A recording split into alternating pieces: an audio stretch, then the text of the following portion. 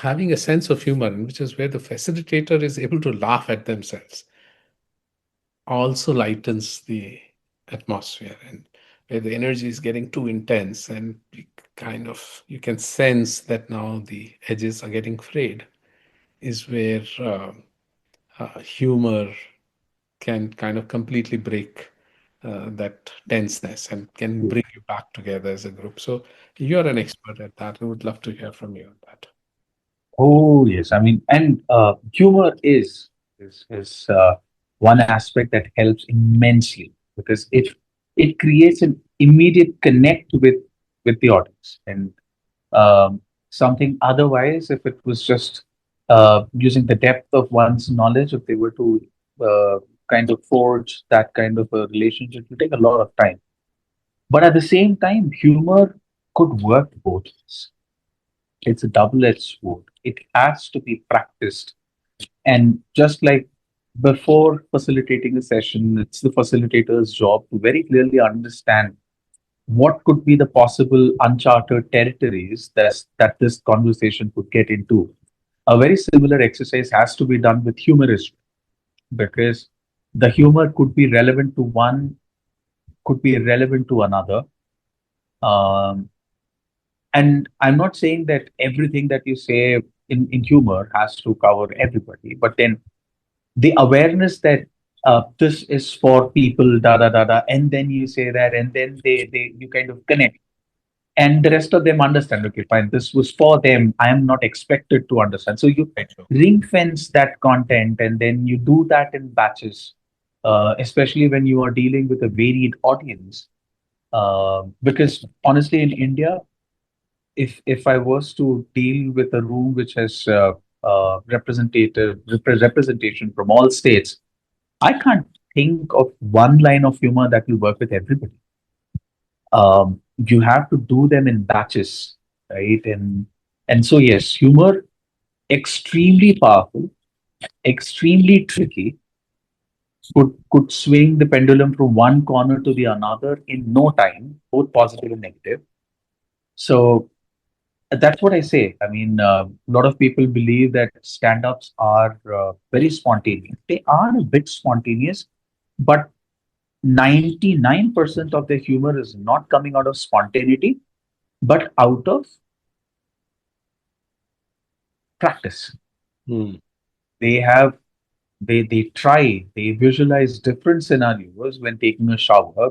Maybe they could have visualized this scenario good 7 years back, but finally when that situation arises in front of them, Yeah. because of the exercise that they've done, they are able to bring it out and use it. So um, and humor, it's not like you turn up and say that, okay, fine, today I'm going to be humorous. No, it doesn't work that way. It has to be that has to be one predominant gear that one is comfortable in. Um and another point that you mentioned just a little while back is I I get to laugh at you only if I am able to laugh at myself and I give you the liberty to laugh at me. And that creates the safe space. Right?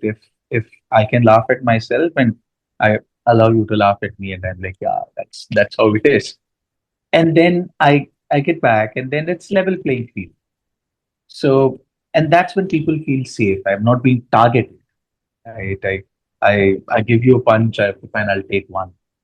So setting that is extremely important. That it's about feeling safe in that environment. I laugh, I get laughed at, and that's how we are. Mm. And I think that's how humor could help in facilitation. Well, you're the expert. I remember you did your thesis at XLRA on using humor. So Oh yes, I mean it was pretty straightforward to start with. Honestly, I thought more humorous the manager, the more effective they are. But then the studies kind of had something very interesting to share. It's like when managers have a certain style of humor, the people around the manager who share the same style of humor end up becoming the inner circle, and the rest become the outer circle. So this inner and outer circle is not basis their competency. It's not basis their performance, but basis their ability to laugh at a certain kind of humor, which is counterproductive. So for a manager, it is manager slash leader, it is important to have a style of humor that's relevant to, if not everybody, most. So that neutral uh, gear of humor, where you are able to interact with everybody and getting to that spot is difficult, which is why I believe managers and leaders have their own cubicles. And you have your own space, figure it out, and before you come out and talk to people, figure it out. How do you want to interact with them? Understand their style of humor, and then put that capsule in the right way. So that's how humor works. Now, I have one question for you. As a facilitator, suppose I'm a manager, and there are huddles that I conduct regularly. As a facilitator of that huddle, should I be already aware of the direction and the outcome that I want to drive and facilitate the conversation, maneuver the conversation in a way that it takes people in that direction that I had decided upon? Or as a facilitator, is it important for me as a facilitator to be open to the direction that the conversation takes? That's a wonderful and important question because as a manager, so there are two roles that I will be playing, one as a manager and one as a facilitator for my team. And so, as a manager, I do need to think through, I do need to bring my intellectual capacity to the table as to what my thoughts are. But at the same time, I need to understand that the reason why I'm having a discussion is to to get people to think about it and so have very divergent uh, points of view, different points of view, to which I, as an individual, would definitely have missed some of that. Nobody has all the perspective in the world. Um, but and so it's important to gather that perspective. And secondly, um, I I do authentically when the discussion is happening and I'm part of the discussion. I'm see the difference between somebody who's facilitating a learning session vis-a-vis somebody who's facilitating a meeting for their team is that the facilitator has less of an agenda for the learning. You know overall what you want to learn. There is a content that you bring, and that content is relevant. And what you do is you kind of figure out in the conversation, in the flow, at what point of time, what perspective, theory, example, what do you share that can help the group learn and process this and make it their own. Whereas in the manager's job as facilitator is that much more difficult because they have to play both of these roles and both of them have to be authentic. And so my learning here is that or my suggestion here is that when you're wearing the manager's hat, you wear that authentically, and when you're wearing the facilitator's hat, then be 100% the facilitator. So, one of the ways in which you can do this, for example, is right at the beginning of the meeting, share what your agenda is and as a manager and what you would like to see as an outcome and what you think are actually no, you shouldn't tell about it right at the beginning. Then it can kind of encourage Spends the whole conversation. divergent thinking. But do say that you have some thoughts and you will share it as we go along. But I'd like to hear more from the others, from all of you, instead of making up my mind basis what my perspective is. And so it's a tricky one. It's not a very easy one, and that's why the challenge. And I think as the learning that I have, the experience that I have is as long as you are genuinely trying to be authentic. When you're not trying to shepherd people in a particular way, you're not trying to be manipulative. You're being Mm. very honest. You're open to what they're saying and you're processing that.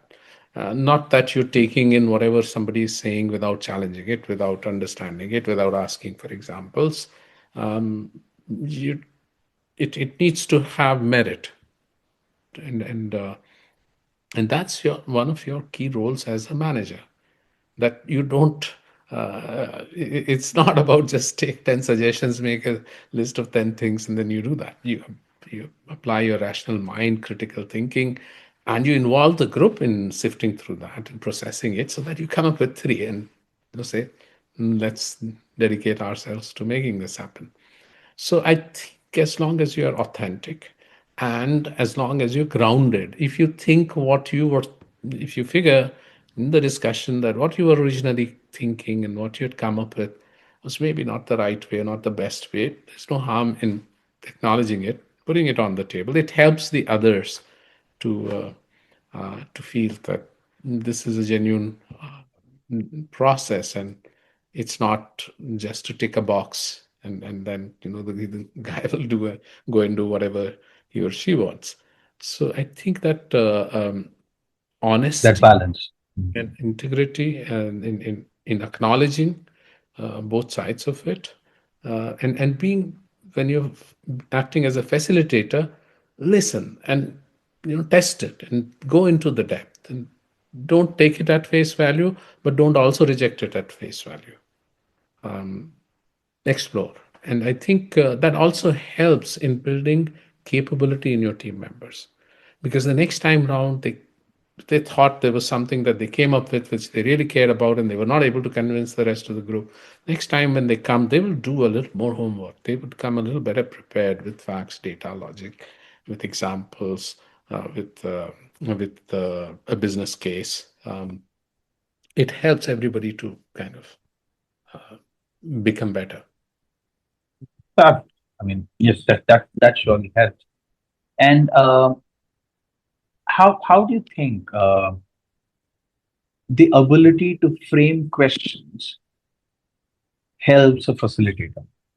I mean, a lot of times the assumption is the facilitator is the person who tells what needs to be done, um, vis-a-vis a facilitator who actually frames very beautiful questions where in the participants attempt to answer that question or think about the question gives them the clarity on what are the things they need to be looking at. So how much of facilitation is about telling and how much of it is about framing questions effectively. So I rightly said, I think being able to frame the right question in the right way is perhaps the most important gift or capability or talent that a facilitator can have. It doesn't come easy. It Nobody is a natural at it. You struggle and you learn. You frame it in the wrong way. What I have found, um, and that works well with uh, my facilitation style, is that since I'm able to sense the energy, the moment I put a question on the table, I can sense the reactions. I can sense the energy in the reactions.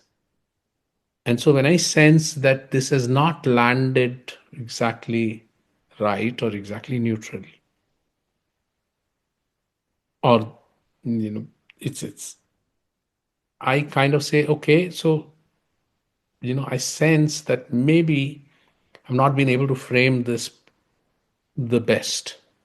Any suggestions about how do we frame or reframe this question? Can we unpack this and see and get this right?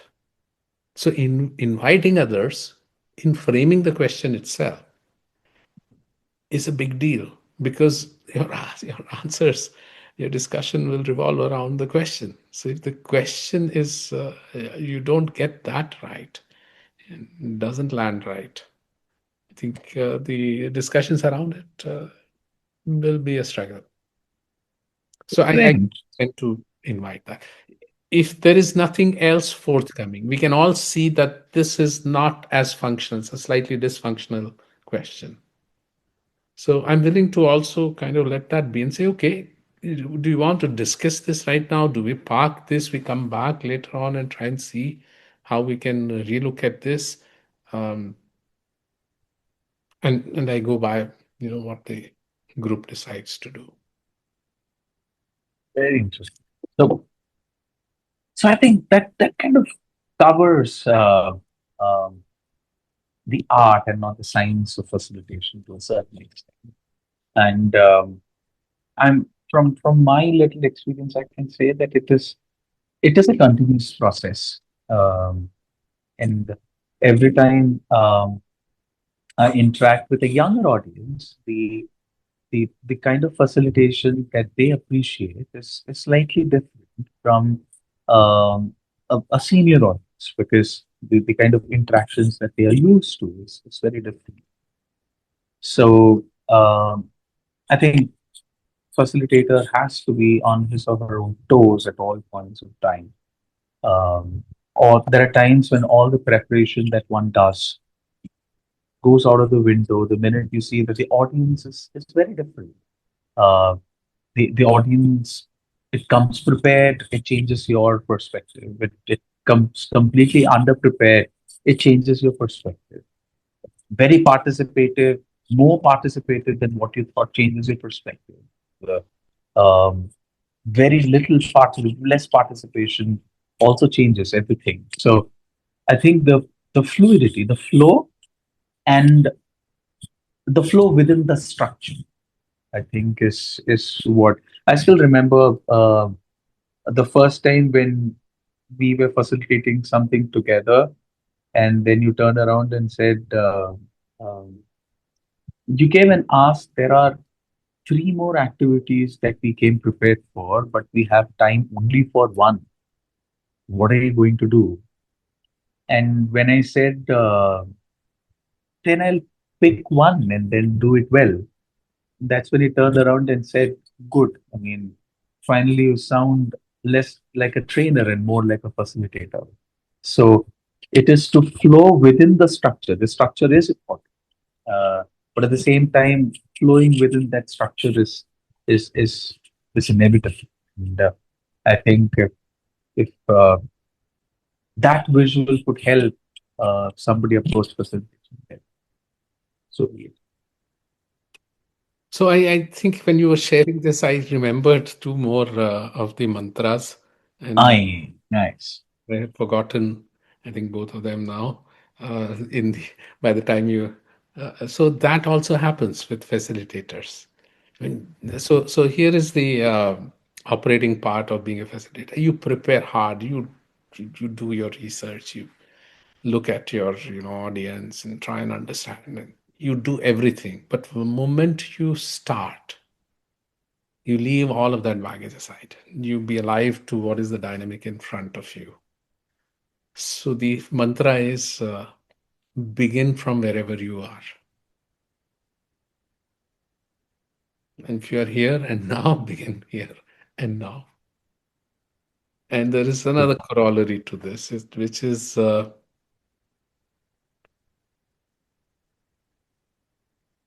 whenever a facilitator, whatever a facilitator does, it always starts in the middle of something because there is already some water that has flown under which there is a baggage. You never get to start at the very beginning. You can sing about it, but the moment you kind of enter into a facilitation scenario, you realize that there is this part you're in somewhere in the middle of something that's already happening, and so to make the best of it and to figure out to do justice to what's in front of you. So you never begin at the beginning is another very deep, insightful, meaningful understanding to have. You shouldn't get lost because I thought this is what we're going to do. Now the problem statement itself has changed, and the CEO himself has changed the problem statement. But yesterday he was telling me something. So Or the reason why I'm laughing is I remember a scene from a play where one person asked the group, "ये काम किस किसने किया?" And everybody puts their hand up, and then he says, "हाँ, वो नहीं करना चाहिए था," and then you move on, right? as I said, some water is already under the bridge. It's already there. So it changes dynamically.